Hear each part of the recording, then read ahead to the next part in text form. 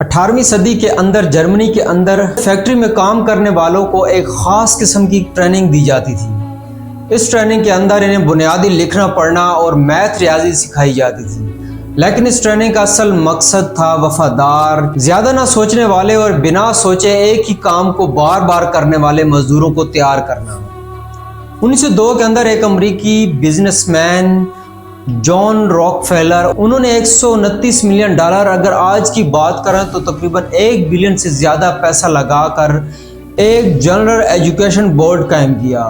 اور انہوں نے وہ ٹریننگ ماڈل جو فیکٹری کے مزدوروں کو دیا جاتا تھا اس کو اٹھا کر اسکول سسٹم میں تبدیل کر دیا۔ اب اس میں ماڈل نام تو تبدیل ہو گیا، لیکن اس کا مقصد ابھی بھی وہی تھا،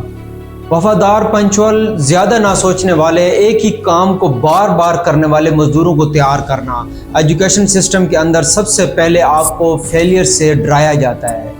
آپ کو بتایا جاتا ہے کہ فیلئر کوئی بھی چیز نہیں ہے۔ بزنس کرنے کے لیے سب سے پہلے اور ضروری چیز جو آپ کو چاہیے وہ ہے رسک لینے کی صلاحیت۔ ایجوکیشن سسٹم کے اندر آپ کو جب فیلئر سے ڈرایا جاتا ہے تو آپ کے اندر سے رسک لینے کی صلاحیت ختم ہو جاتی ہے۔ ایجوکیشن سسٹم کے اندر آپ کو بتایا جاتا ہے کہ آپ نے صرف سلیبس کے مطابق ہی پڑھنا ہے،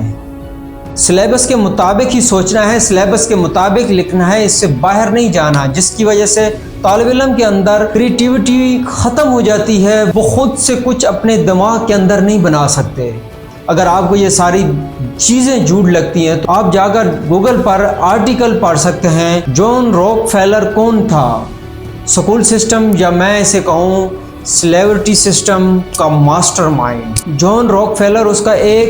بہت ہی مشہور اور گہرا قول ہے، وہ کہتے ہیں کہ مجھے ایک مزدور قوم چاہیے، نہ کہ ایسی قوم جو خود مختار سوچتی ہو۔